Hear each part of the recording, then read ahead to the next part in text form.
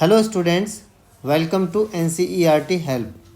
In this video, we will discuss question number 20 from exercise 16.3 of class 11th probability.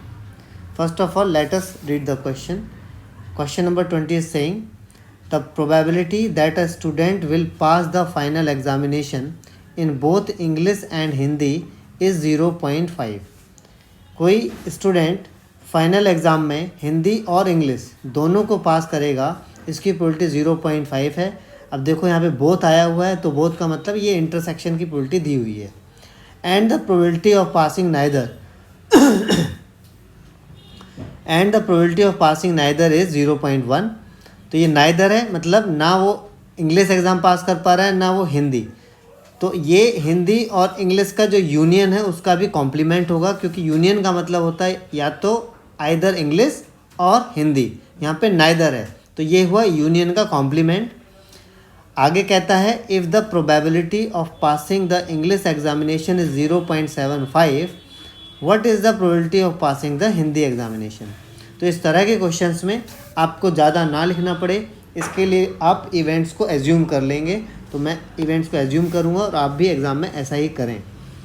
तो let E be the event of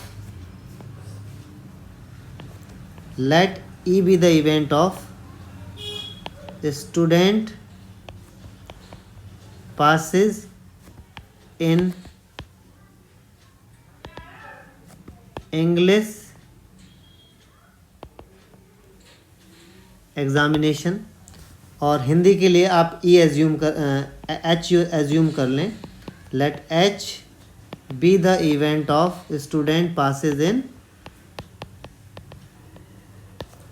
Hindi examination.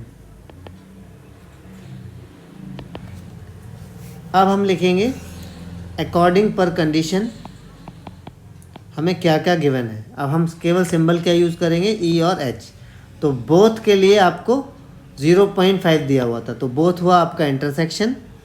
तो probability of E intersection H question के हिसाब से हमें दिया हुआ है 0.5।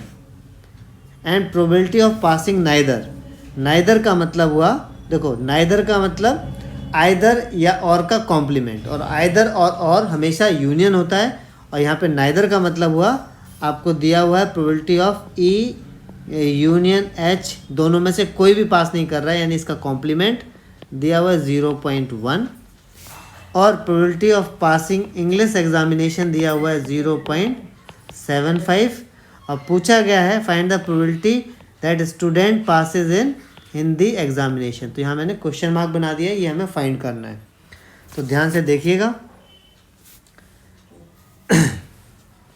अब आपको पता होना चाहिए कि प्रोबेबिलिटी ऑफ ए होता है 1 minus probability of A complement.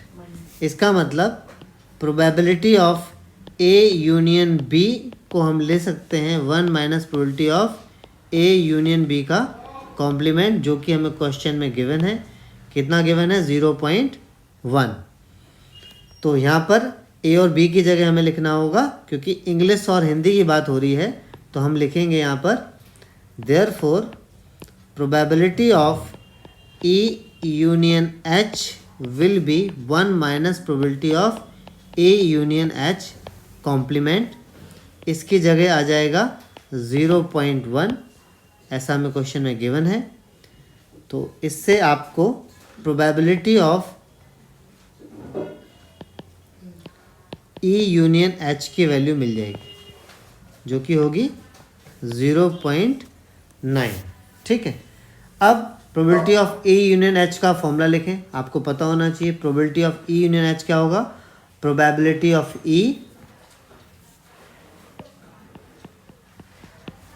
Plus probability of H minus probability of E intersection H is equal to 0.9।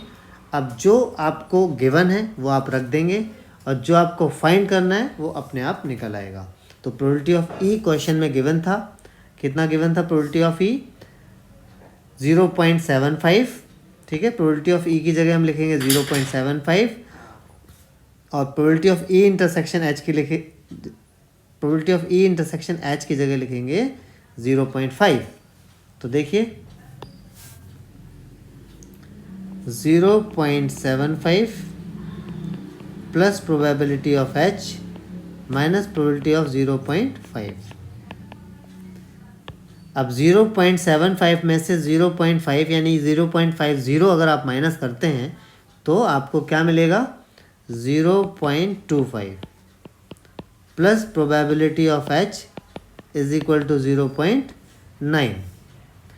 तो प्रोबेबिलिटी ऑफ एच आपको इस क्वेश्चन में निकालना था, जो होगा 0.9 माइनस, ये आप राइट साइड में ले जाएंगे और माइनस करेंगे, और 0.9 में से माइनस करेंगे। जिनको नहीं आता एक बार मैं बता देता हूँ, 0.9 का मतलब हुआ 0.90। पॉइंट के बाद किसी भी डेसिमल के पीछे आप कितनी भी ज़ीरो लगा सकते हैं। इसमें से आपको माइनस करना है 0.25 को, और अगर आप इसको माइनस करते हैं तो आपको मिलेगा 0.65। तो 0.65 is the probability of student passes in Hindi examination. आप चाहें तो लास्ट में लैंग्वेज में भी लिख दें, therefore the probability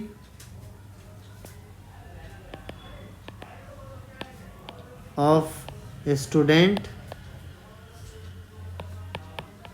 passes in Hindi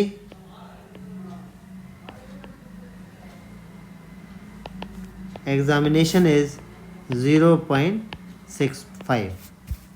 तो आई होप आपको ये क्वेश्चन समझ में आया होगा। Thank you very much for watching. Have a great day.